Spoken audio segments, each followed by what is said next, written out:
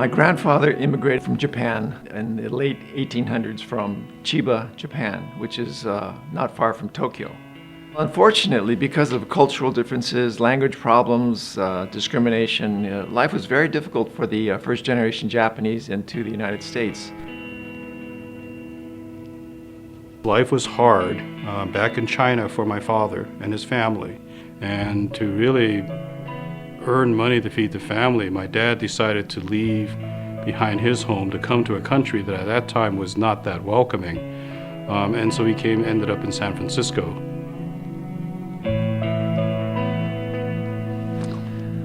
During World War II, there was an executive order 9066, which was signed by President Roosevelt, which forced all Japanese Americans into internment camps, or we call them now the American prisons. So my family was moved into horse stalls at the Tanfran racetrack as the assembly center, and my father told stories about having to take care of a 1-year-old infant and a 2-year-old daughter out of a horse stall in the racetrack. There was a time World War II happened. There was the Chinese Exclusion Act, which prohibited women from China to come to the United States. So he and my mother ended up being separate for 18 years. When a person chooses to leave their homeland, it must mean that back home was pretty rough. Because why would you go to someplace else where you didn't speak the language and endure hardship? It's a personal story, but you look at my parents, they came to this country, they saved, and they eventually bought their own house. Now, it was maybe 50 years when my dad was in this country who could buy it, but they had achieved the goal. Right in the top floor, in the front half of that building. So those 3 windows were ours. Asian Americans still represent like a huge percentage of the immigrant population today. They come to this country to start a new life. They start a new beginning for themselves and their family, and shelter, housing really represents, I think, the most tangible way people can experience that. For me, that's what AREAA is about: giving people opportunities, opening doors, giving people hope, and giving people really an opportunity for wealth creation for generations. And I think that's a very common characteristic of a lot of the immigrants from Asia. Whether then or now, you come here, it's not an easy life, but you made the decision, you bust tail so that the next generation with opportunities through education or through other employment that would give them a better shot in the future.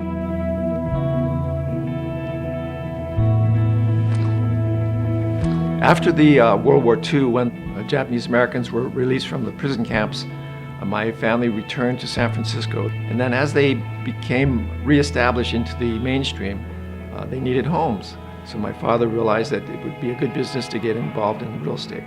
So he got his real estate license. And in order to be prosperous, you have to join the Real Estate Association. So he made application in 1955. And he was denied membership solely on the basis that he was of Japanese ancestry.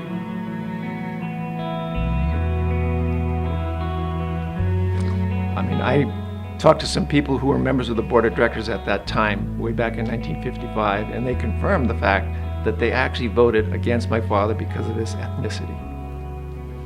My father was denied membership, and then in 1990, I was selected to be president of the association.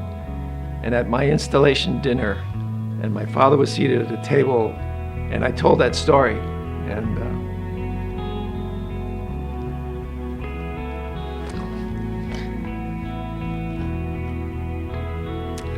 you can imagine when I gave my speech and seen him in the audience, I couldn't speak. I had a lump in my throat because of the look of my father.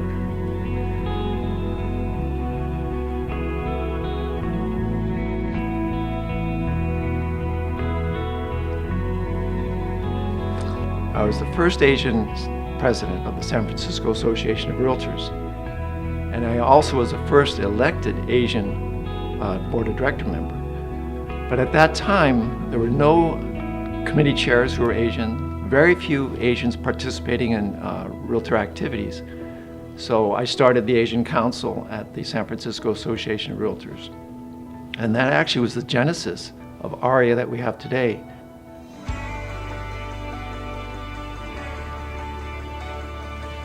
A group of dedicated, very visionary real estate practitioners met in Houston, Texas. John Wong and I brought this group together, along with the help of the National Association of Realtors. The Houston Association of Realtors was kind enough to offer us their meeting room, and it was really meant to be a brainstorming meeting. We had intended to come there and kind of discuss the issues and consider what might be possible in the future. And what happened was, in that room, there was so much excitement about us gathering together from different parts of the country to say there's just a possibility of formation, that it actually was formed.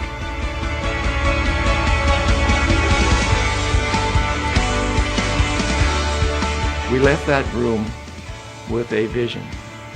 We didn't have a name, we didn't have members, we didn't have any money, but as I said, we had this incredible vision to start a national Asian real estate association. If there is a will, there is a way. Money comes a second. Money is a byproduct of what we have worked for. And one thing I do believe, charity starts at home. The more you give, the more you shall receive. And it's just so true. But I think at the end of the day, even if it's a small difference, it's a difference in itself. That, for me, is a reason to get up in the morning and be part of an association, makes an impact. It doesn't matter what age you are in this industry, as long as you have the motivation and the drive, then you can succeed at any level. AREAA, as it stands now, is the true voice of the Asian real estate practitioner across the country. We are giving opportunities for professional development for our members. We're giving them opportunities to make money. We have an incredible networking system across the country. AREAA is truly a wonderful organization. And I think about the logo of AREAA, it's a logo that represents really a shelter, a roof line. But if you also change the character, you move one of the sides down, it's the Chinese character for mankind, Ren.